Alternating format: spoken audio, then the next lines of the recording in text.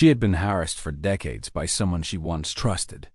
Mary Lynn Witherspoon spent her life as a devoted French teacher in Charleston, South Carolina, shaping young minds and living quietly in her historic Trad Street home.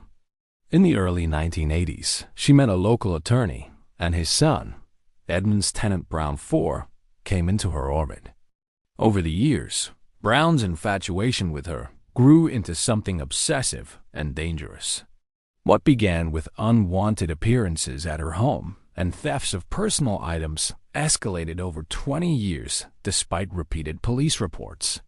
By 2003, Witherspoon had taken formal action, pressing charges after Brown broke into her home and stole her clothing.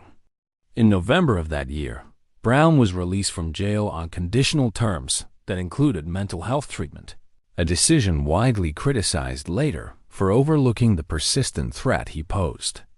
On November 14, 2003, Witherspoon failed to arrive at work, a break from her reliable routine. When friends checked on her, they found her lifeless in her home.